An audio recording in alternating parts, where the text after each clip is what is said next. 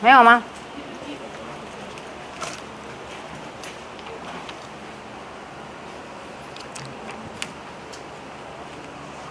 你的我确实没有看过，抱歉。哎，奇怪了，是漏掉你的吗？我好像有看呢。我知道了，我改到一半了，然后我就以为我有改了。好，没关系。那个，我们上次有提过，我们很简单的想一下哈，75478跟354这两个加起来，我这样子写好不好？不好，错在哪里呢？要对齐，对齐是什么意思呢？位置要对齐是对什么呢？个位数对个位数，十位数对十位数，也就是等级相同的要对在一起哦，对不对？等级相同的才可以对在一起，才可以做加法。所以我们事实上是必须要把它354，3应该对在4的下面，5要对在7的下面，4要对在8的下面，因为这样等级才相同。个位对个位，十位对十位，百位对百位。所以我们那一天有讲过，就是等级，我们的等级是用10在看等级嘛，对不对？所以这个是10的等级，到这边就100的等级，用10来晋级，然后再到1000的等级，然后再到10000的等级。往这边呢，这个就叫做什么呢？个位数字，对不对？个位数字就是什么？10的0次方，10的0次方就是多少？个位数字就是1，了解吗？个位数就是1，1的8倍就8，1的4倍就4。那7呢？7是70，70是什么？10的7倍就70，这样子。好，然后再往后就小数点了，往后就小数点。所以呢，再来0.1，0.1那就除以10了，对不对？除以10就叫做10的什么？负1次方，对不对？然后再往后，比如说3、7、6、5、1，这一个代表的是什么呢？这是0.1嘛，所以10的负1次方0.01的7倍，所以这个叫10的负2次方，这个就10的负3次方。懂我在写什么吗？来，请你们把这个再记录一次，写在笔记本上。就举个例子而已，上面再写等级，小数点点在这里，小数点点在这里。等级相同才能够做加法。来，让自己醒过来。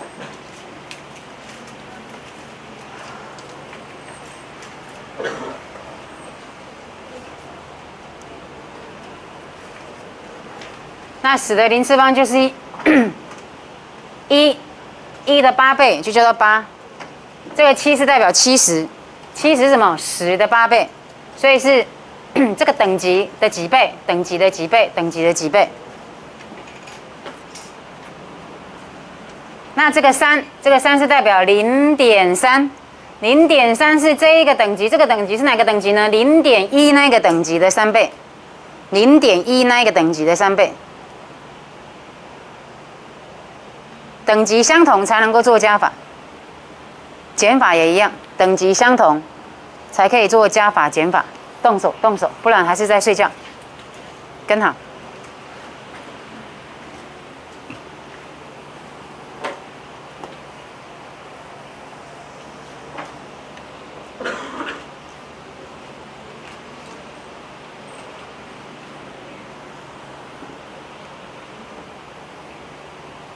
要知道自己在写什么，要知道自己在写什么。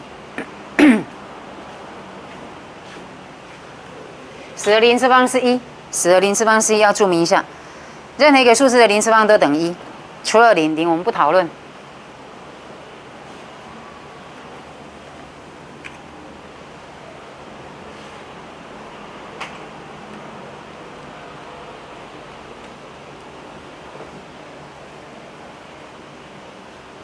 所以像这个70加50，70加50，你掐起来就会120，对不对？所以它就会晋级。逢10晋级，以10晋级嘛。7加5是12，所以呢，应该说从这里开始加。后面如果这边没有的话，应该是8加4是12，所以就是2，然后那一个10就晋级了，对不对？晋级到100了，晋级到10了，10再加7再加5再加那个1，晋级到这边是10，10在这边是代表1嘛，对不对？所以1加7加5就13个10，因为它在这个等级，13个10就进一个100，对不对？那一个100到这边一个100，4个100，3个100，8个100，了解吗？好，这种感觉。那前面这个没有改变，点37651，去感觉一下，把它加起来，有写吗？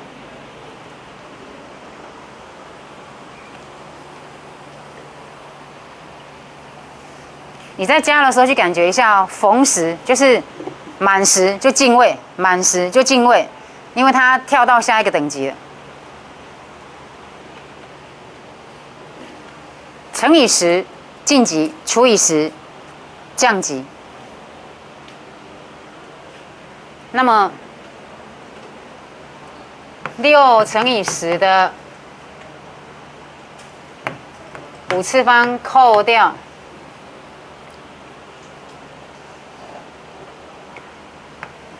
8乘以10的6次方，算算看，你会算这个吗？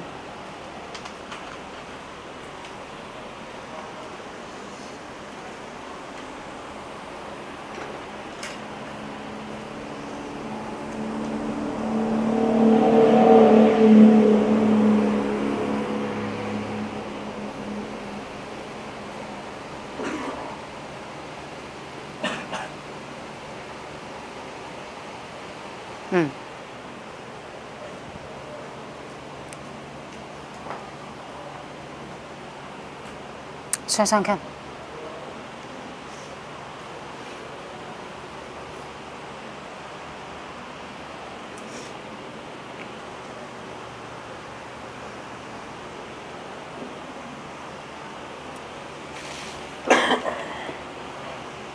不会变300。10的5次方是代表10乘10乘10乘10连续乘5次，不是6乘5乘10，不是。10的5次方是10连续乘5次。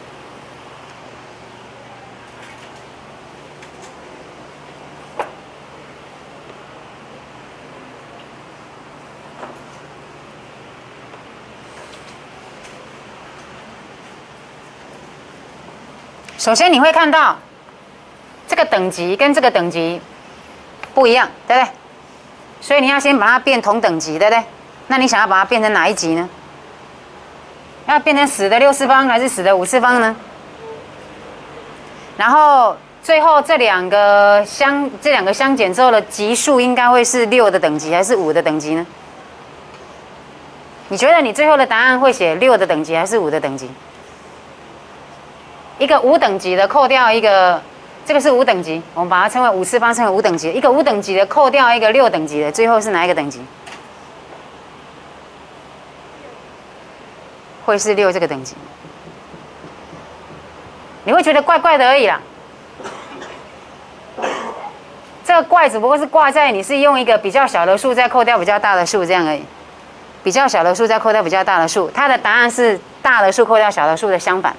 所以你等一下的答案一定会有什么符号？一定会有负号，因为你是拿一个小的数扣掉一个大的数字，所以你的答案会是大的数扣掉小的数的相反。那我们用相反的符号就是用负号来表示，所以你等一下答案一定会有负号。好，那我们来算一下，如果我把它变成6的等级，这个怎么改呢？10的6次方，所以前面这边要怎么改？要维持相等，对不对？你这一个升级，这一个就要做什么动作才可以维持相等？一个把人家乘以10，这个就要怎么样？同学，你们要回答我，精神会比较好，好不好？这个乘以10，对不对？这个要怎么样？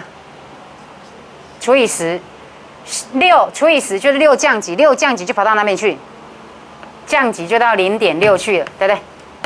10的5次方升级乘以10，升级就到10的6次方。这一个降级一升一降才可以维持相等，这样才会相等。一升一降要抵消嘛。哎，后面这个就不改。这种感觉像什么呢？这种感觉像这样子。这一个数字的等级叫做10的2次方，这一个数字的等级也是10的2次方。它代表的事实上就是这样哦。4乘以10的2次方跟什么呢？跟3乘以10的2次方，两个在做加法，所以等级相同，我这两个加起来就可以叫做7。在哪一个等级？在10的2次方这个等级在做加法。所以这一个在这个等级的情况之下做减法，所以我会变什么呢？最后的答案还是这个6次方等级，然后0.6扣掉8呢？0.6扣掉8，你是用小的数扣掉大的数，对不对？所以刚好是8减0.6的相反。那8减0.6是多少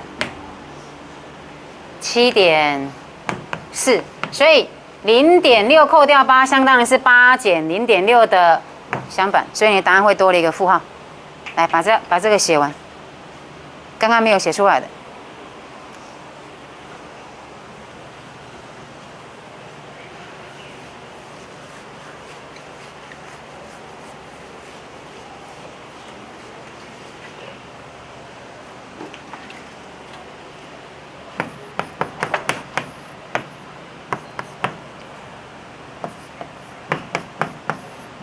来算一下这个，这个会等于多少？刚刚这个就叫第一题好了，第二题，再一个第三题。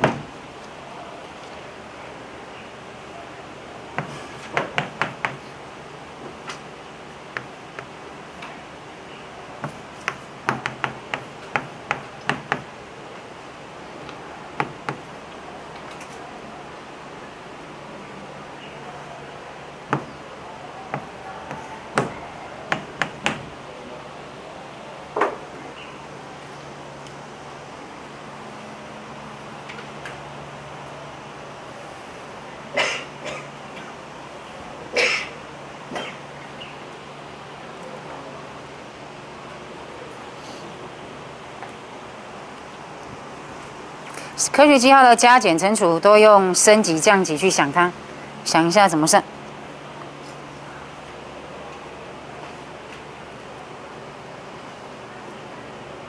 你很认真，不过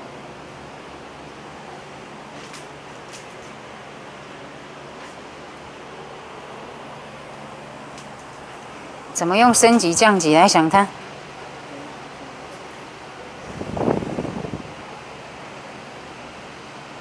括号一定要有，没有括号的话，答案就不一样。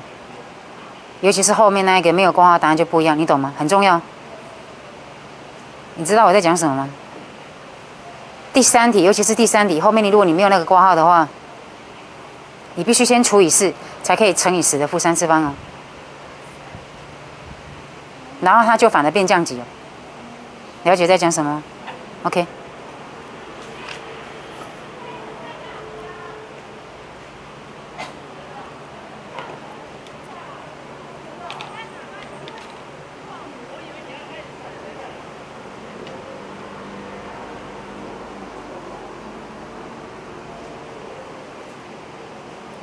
需要化成同等级吗？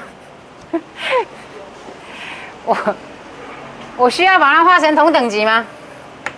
我在做什么运算？我在做乘法运算。我在做乘法运算，我不是在做合并的动作，所以我不需要转换成同等级，不需要哦。那个小郑那个不用擦掉，那个留着。养成好习惯，养成好习惯，不要擦。这两个在做乘法，我现在是在做乘法。你还记得吗？上次有没有跟你们讲过？或今天有跟你们复习到？我从10的2次方到10的3次方到10的4次方，我这边从这边到这边，我会做升级的动作嘛？我怎么升级？乘以10嘛。我怎么降级？所以这边是在做乘法动作，其实我们预计它有可能会升级哦。所以呢，它在算什么呢？5乘10的3次方再乘以4乘10的2次方。所以这个代表什么意思？它已经在哪一个级数了？3的级数的。这个呢，在哪一个级数？然后他们两个在做什么运算？乘法运算。乘法运算什么意思呢？这个升3级，这个升几级？升2级，所以总共几级？这个升了3级，这个升了2级，总共升了几级？10的几次方？5次方。然后这个5跟4呢，乘起来会等于多少？20。光这两个就可以让它升级到，注意它在做乘法，所以升级再升级，升了几级？3级，这边2级，所以总共有5级。再来，这个又是20又有能力可以让它再升1级，对不对？所以会变什么呢？这会变什么？20的10可以让它升级，所以这个变成2，然后那一个10让它升，就变什么呢？10的6次方，也就是20把它变10，20让它降级，对不对？除以10，然后这个让它升级，就可以写成这个样子。也就是说，这一个最后的结果，它最后到达了6那一个等级去了，最后到达6那个等级去了。来把这个写一写，去感觉一下自己在写什么。不需要画成同等级，你也不需要把它变成5000，再乘以4000。直接算就可以了。那这一个呢？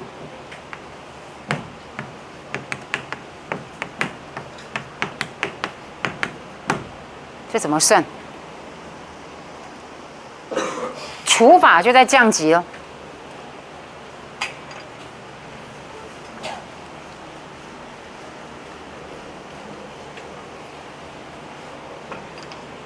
这怎么算？我们知道5/3乘以7/2好了，请问这个等于多少？5/3乘以7/2等于多少？你会怎么算？3乘以2/多少？5乘以7，也就是说，3乘以5/5乘以7，就相当于是5/3乘以7哦，对不对？所以这个也是一样，这个可以变什么呢？这可以变什么？4/8乘以多少？10的-3次方分之10的4次方。前面这个是多少？后面呢？后面到底是多少？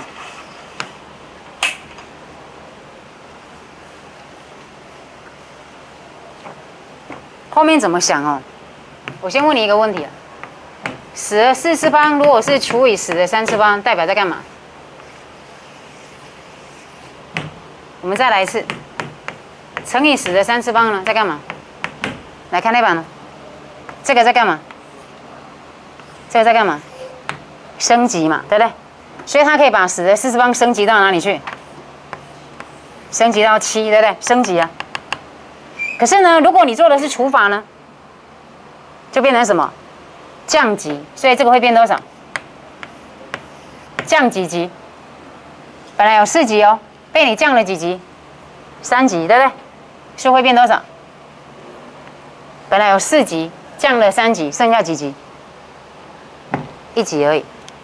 这怎么算？4减3，这怎么算？4加3，对不对？再来，如果我是这样呢？如果我是乘以10的-3次方呢？来，这个会什么结果？这会什么结果？做乘法预计要升级，对不对？可是它要升级的话，它应该是乘以10的3次方啊。结果它是乘以10的什么？乘以升级的相反，对不对？它是乘以预计，你要打起精神哦。乘以10的3次方，它就可以升级嘛，对不对？结果呢，它是乘以什么？升级的相反，有看到吗？它是乘以升级的相反，所以乘以10的-3次方仍然是什么？降级，所以它会一样是4减3，还是10的1次方，跟这个的效果，跟这个效果一样。再来哦，10的4次方如果是除以10的负3次方呢？除法你打算要干嘛？降级，对不对？结果你打算要降级的时候呢，如果你除的，来注意看呢，如果你除的是10的3次方，好，那你就直接降了，对不对？除以10的3次方就降3级嘛。可是呢，它是除以什么？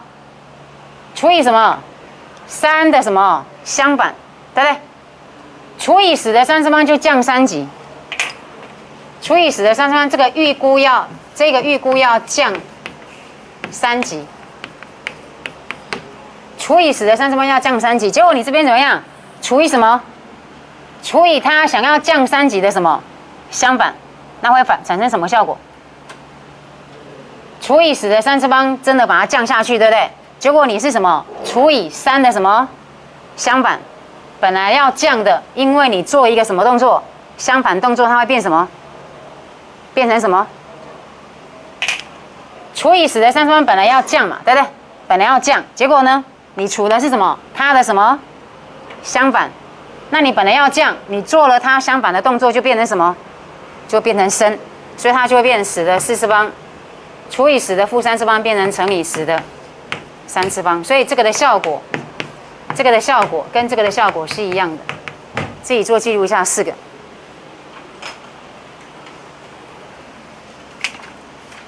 这两个的结果相同，然后这两个的结果相同，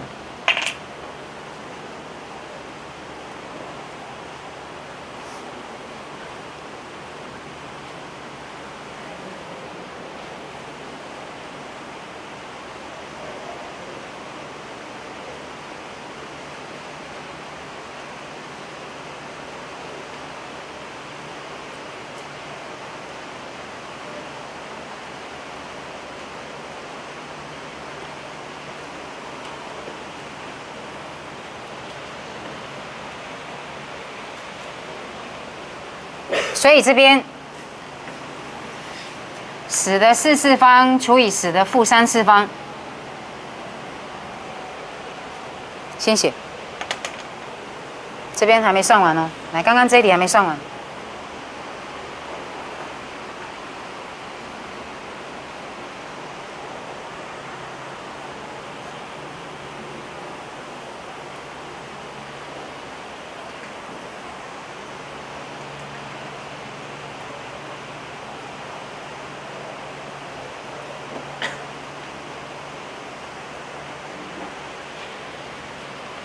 原始的东西是这样，除以10的3次方就降3级，乘以10的3次方是升3级。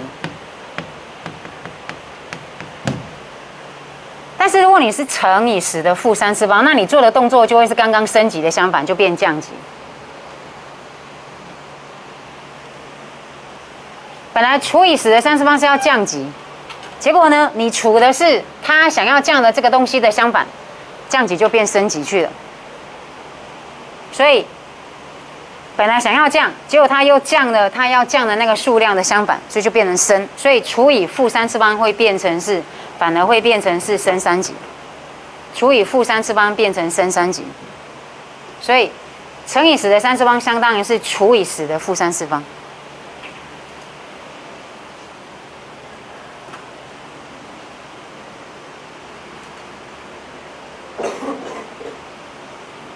然后把刚刚这个第3题把它算完，把它写完。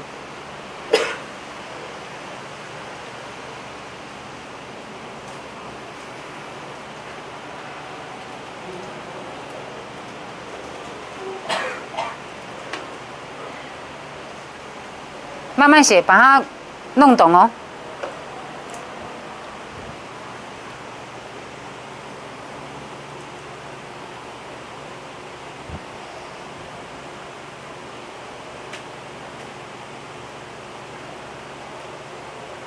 那个你的字我都看不懂，重来，喊你们喝。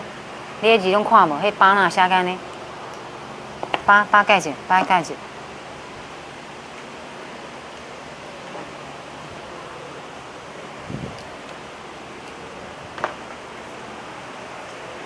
把第3题把它算完。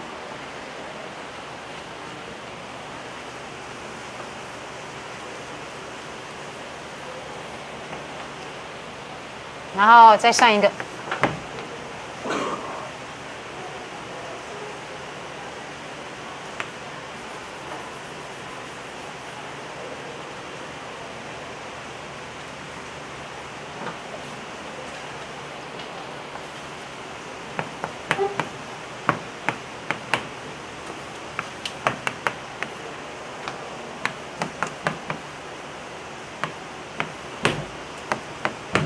算一下这个，先把这个算完，算完了算第4题。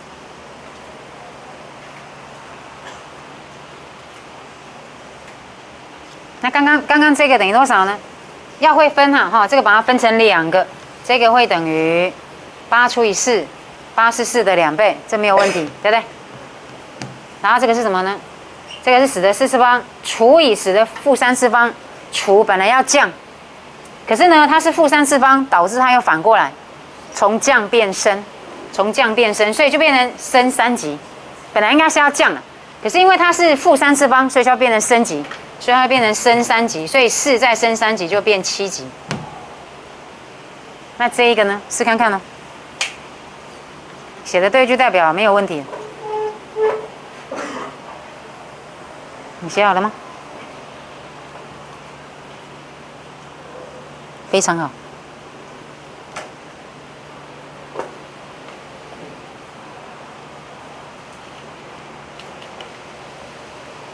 看一下 ，OK。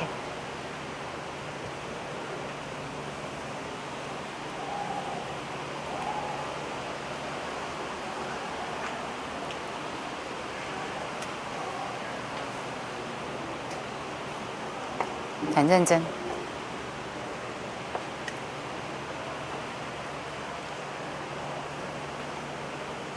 慢慢想哦，把它想清楚。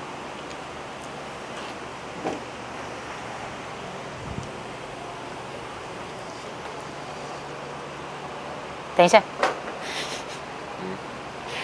，10的负5次方，那个负5不是代表那个数字是负的。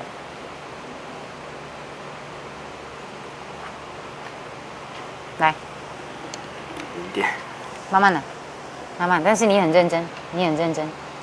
你看嘛，8，你写错位置了呢。7543.8好了，这一个是代表3嘛，对不对？这个4是代表什么？40，对不对？所以它们级数不一样，对不对？这个是个位数字，这个是10位的，这是100位的，这是1000的。你想要拿到1000还是想拿个？当然啦，对不对？级数越高越好嘛，对不对？那这你看嘛，1000哦，你看嘛，从个10、100、1000，信不信？10倍、10倍、10倍上去，所以10，对不对？这个是100，这个是1000，知道我在写什么吗？那这个是个，那这个呢？这个是小数点，再往下的话就变成0.01。对不对？那我们可以这样子哈，这一个我们可以把它看成是，你看嘛，往这边就乘以10，往后面就除以10，所以这个代表10。那这个我就可以把它看成是10乘10，可以吗？这个我可以把它看成是10乘10乘10。那这个就叫做一个10咯。那这个会怎么写？写10的什么？你猜猜看嘛。1，那就跟它一样了。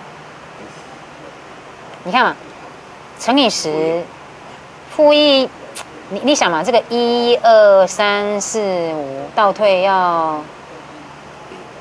啊？对。那这个怎么办呢？没错，这个呢？这样了解吗？我们是用，所以你看哈，10的负2次方代表了它是负数吗？负二次方是代表它是0.1，代表这个数字比较小，跟10的二次方都要相反。一个是连续除以102次，一个是连续乘以10 2次。所以10的负二次方不代表它那个数字是负的，代表的是那个数字比较小，这样而已，理解吗？好，好，再来，这怎么算？我们把它写一下。所以它可以写成6乘以10的负5次方除以2乘以10的3次方，对不对？然后我们再把它拆成什么？这个跟这个算，这个跟这个算。前面这个6除以2等于，那后面这个怎么想呢？后面这个是10的负5次方，已经降5级了，对不对？继续，他想要降几级？降3级。哎，那就降到哪里去了？你看嘛，负5次方已经降5级了，对不对？接下来他又要除以10的3次方，所以会降到哪里去？再降几级？再降3级，所以到哪里去了？到8去了。这个已经是负5了，已经降5级了。你再除以10的3次方，除以10的3次方就再降3次，所以就变成10的负8次方，所以是负5再减3，跟这个不太一样。这个是什么？我想要降级，结果你叫我降的级是我想降级的相反，导致我变成怎么样？升级。所以这个是负的时候，它反而会变升，就变成4加3。但是这边如果是正的话，那就直接降，就是直接降下去而已。好，就这样。接下来我们来看，来第2页，科学期要暂时就这样。你们看那个，我发给你们的那个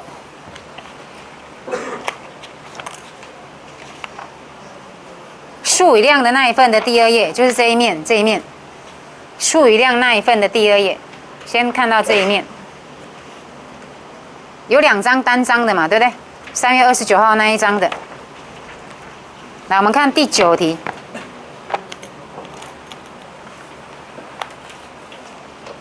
60，这个数字是怎么变出来的？我们有讲过数字是什么的观念呢？倍的观念。那你想一下，这个60当初是怎么被生出来的？用倍的观念生出来，来分解看看。60，直接写在上面。60。既然数字是倍的观念，那这个60当初是怎么被背出来的？怎么被背出来的？60这个数字算大了。60这个数字当初是怎么被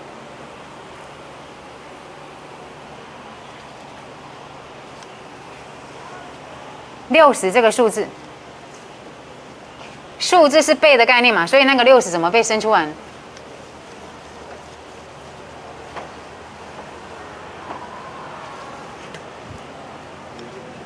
也就是在问你，当初到底是怎么背出60出来的呢？也就是要请你做什么动作呢？把60做什么动作呢？分解。那你有办法把60分解成什么样子呢？可不可以找到最原始的样子呢？60可以怎么分解？怎么被背出来？60可以怎么被分解？你说什么？1乘什么？1乘60。你觉得1乘60有做分解的动作吗？有分解到吗？60这个数字有被分解到吗？没有。1乘以60等于60没有错，可是60完全没有被分解到，对不对？请问一下还有谁呢？小珍，60还可以怎么被分解？2跟30，好，2跟30，2跟30，2跟3，按当初这个2怎么被当初这个2怎么生出来的呢？2能不能再分解？2可不可以再分解？不行吗？1乘2可不可以？2再把它分一下，1乘以2，2再把它分一下，1乘以2，2再把它分一下，1乘以2，这样好吗？做不了啊，对吧？所以这个数字是一个很无聊的数字，这个无聊的数字我们叫做2个字，就叫做这个无聊的数字就叫做质数。这个无聊数是什么？为什么叫做无聊呢？因为再分解下去很没有意思啊。了解在讲什么吗？好，哎，那这个呢？这个不无聊，它还可以再分解哦。请你把它分解到最无聊的数字，来自己来，把60这个数字一直往下分解，分解到最无聊的数字，就是分解到像2就停了。为什么分解到它停了？因为再往下分只能够分成1乘2、1乘2、1乘2、1乘2，啊，怎么分都很没有意义啊。所以我们这个就不想写，这样子。那30呢，还可以再分哦，30还可以再分哦，来试看看，把它分解到最无聊的数字，就是质数。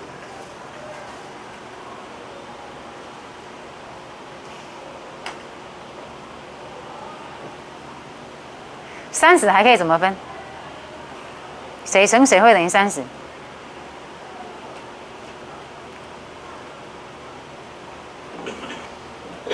试看看。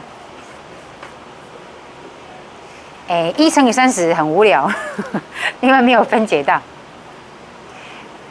1乘以30很无聊，因为没有分解到。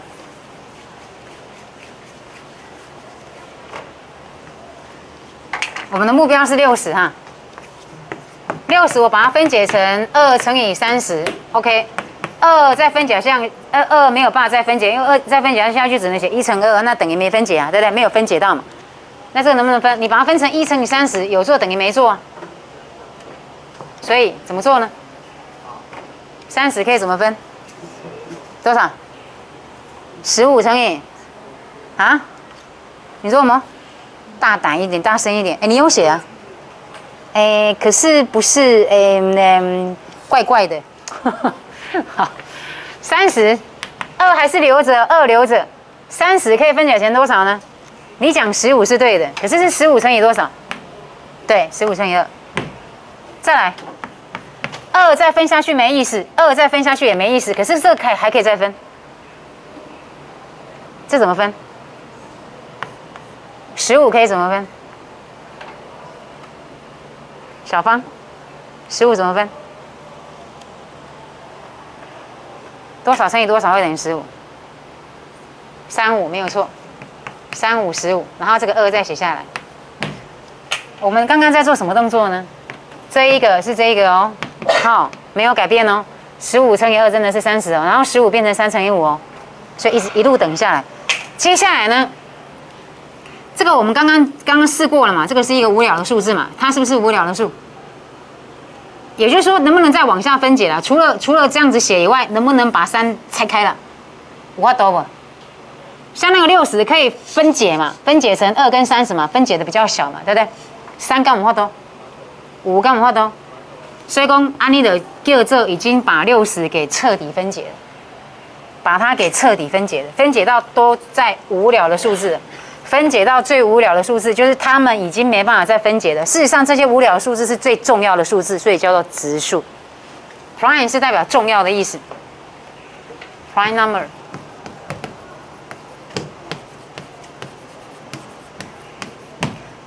很重要的数，非常重要的数，它其实一点都不无聊，它是一个非常重要的数。写上去 ，prime number 质数，这些数字都叫做质数，2、3、5，这些数字都叫做质数，因为它是最原始的数字，最原始、最基本的数字，也就是最重要的。prime 是重要的意思，很重要的意思。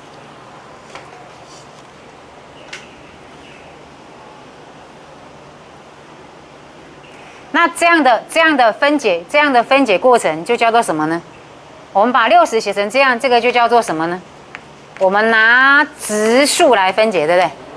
我们拿质数来分解，那这些数字都可以把它整除，所以这样的数字就叫做质因数。这个写法就叫做质因数分解。好好的写好，好好的写好，很重要。那1跟60虽然没有能力把60分解，可是1跟60确实可以怎么样？可以整除60，所以1跟60仍然成为它的因数哦。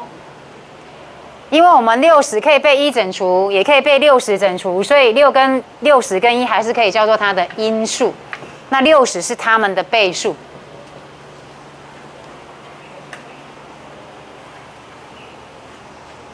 所以质因数指的是谁呢？对60来讲，60的质因数是谁？60的质因数是谁？就2、3还有5，对。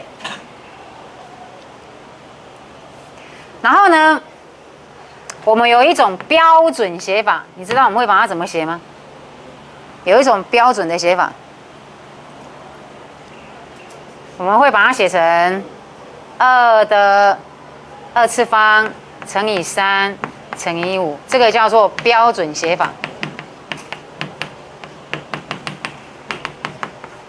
我们称为标准分解式。由小排到大，次方把它合并，这个叫标准分解式。来写上去。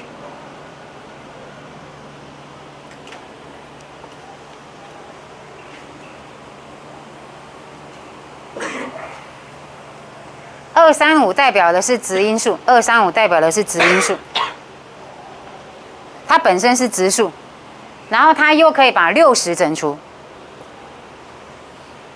这种特别的数字就叫做质因数，对它来讲是质因数哦。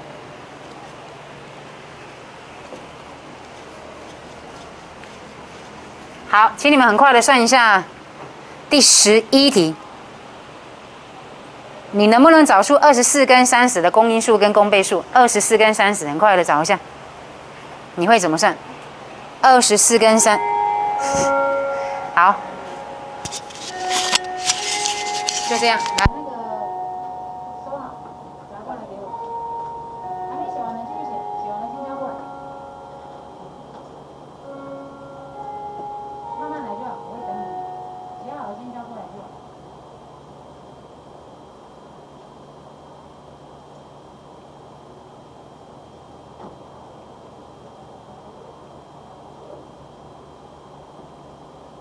你知道我刚刚在教什么？哪里听不懂？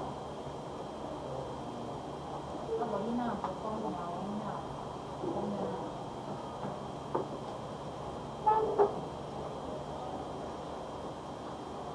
来，写完了自己交过来就好。